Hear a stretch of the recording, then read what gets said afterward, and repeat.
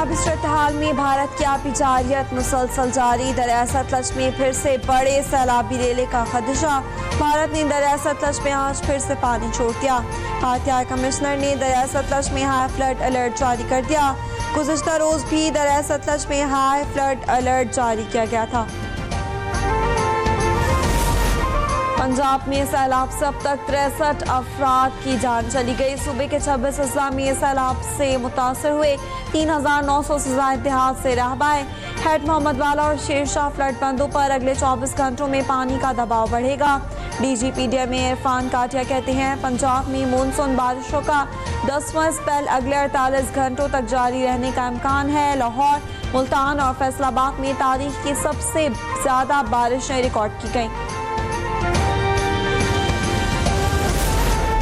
मुल्तान में सैलाब के बिना पर शेरशाह फ्लड बंद में मुमकिन शगाफ डालने के लिए दरिया चनाब पुल ट्रैफिक के लिए बंद। मुल्तान और मुजफ्फरगढ़ के दरमियान ट्रैफिक का रुख मोड़ दिया गया।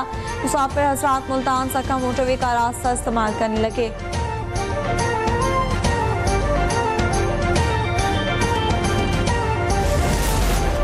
मुल्तान में हैत मोहम्मद वाला और शेरशाह के मकाम पर पानी की सतह पर बुलंद। अकबर फ्लड बंद पर पानी का गेज लेवल फिर 413 फीट को छूने लगा। हैत मोहम्मद वाला का क्रिटिकल लेवल 417 फीट है।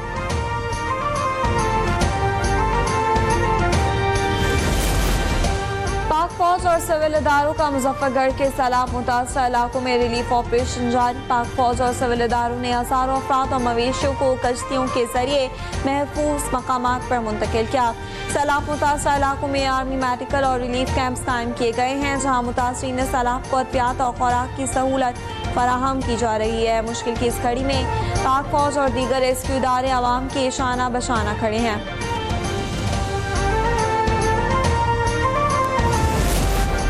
दरियाओं में पानी की सतह बुलंद है। हुकूमत सिंध सैलाबी सूरत हाल से निपटने के लिए मुकम्मल तौर पर तैयार है। वज़ीर इत्तलात सिंध शर्जील नामिन ने कहा कि 1,41,000 से ज्यादा अफराद और 3,88,000 मवेशी महफूज मकामात पर मुंतकिल किए जा चुके। 50,000 से ज्यादा अफराद को तिबी सहूलियात फराहम की गई। 9,74,000 से ज्यादा मवेशियों की वैक्सीनेशन की गई। तरबिला डैम 100%, मंगा डैम 90% भर चुका। कई मकामात पर ऊंचे दर्जे का सैलाब है।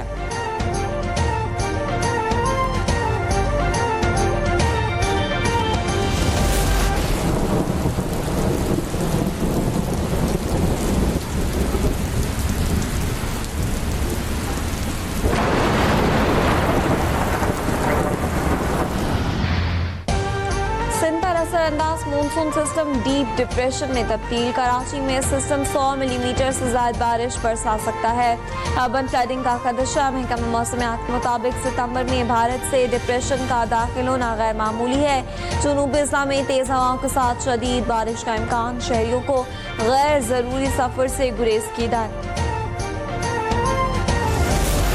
न्यू कराची में आतिशबाजी से मुतासरा गवर्नमेंट फैक्ट्री की इमारत मुनहदम। वाक़े के वक्त तमाम अफराद को बाहर निकाल लिया गया था। किसी जानी नुकसान की इतला नहीं मिली। मलबा हटाने और नुकसान का तखमीना लगाने का काम जारी।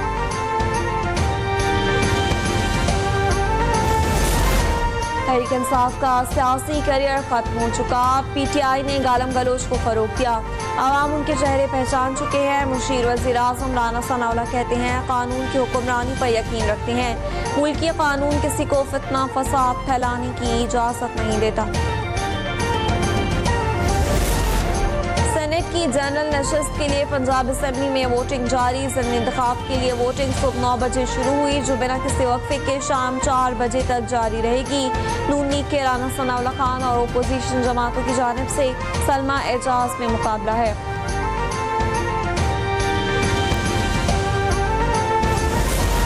कारोबारी हफ्ते के दूसरे रोज पाकिस्तान स्टॉक एक्सचेंज में तेजी का रुझान। 100 इंडेक्स ट्रेडिंग के दौरान 1,57,000 की हद को भी छू गया। मार्केट में 1,000 से ज्यादा पॉइंट्स का इजाफा देखा गया।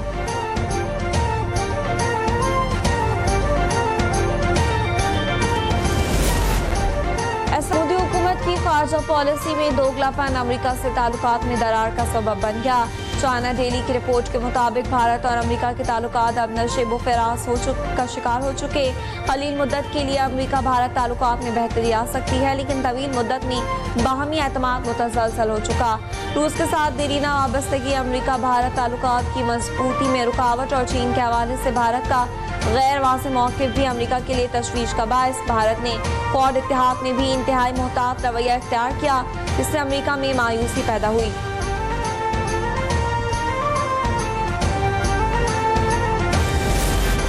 बलोचिस्तान साउथ ने बलोच रेजिडेंशियल कॉलेज तुर्बत का दौरा किया। इस मौके पर तलबा ने पाकिस्तानियत के मौजू पर टैबलो और तकारीर पेश की, जिन्हें हाज़रीन ने भरपूर सराहा। नौजवानों के जज्बे और वतन से मोहब्बत को IGFC ने काबिल तहसीन करार दिया।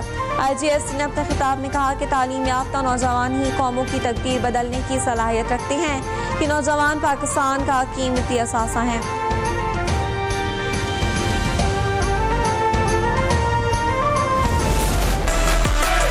दुबई में एशिया कप T20 का मैदान सज गया। एशिया कप ट्रॉफी की रोनुमाई की तकरीब में तमाम टीमों के कप्तानों की शिरकत। एशियन क्रिकेट काउंसिल के सदर मोहसिन नकवी ने ट्रॉफी की रोनुमाई की। पाकिस्तान का पहला मैच 12 सितंबर को ओमान के खिलाफ होगा। बड़ा मुकाबला 14 सितंबर को भारत से होगा। शरीक टीमों के दुबई और अबू धाबी में प्रैक्टिस जारी।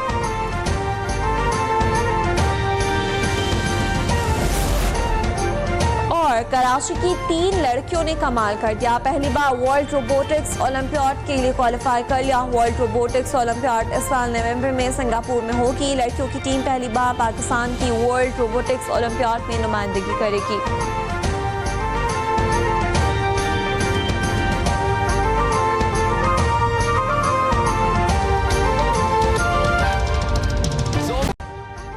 अभी सब्सक्राइब करें ताकि कोई खबर रह न जाए।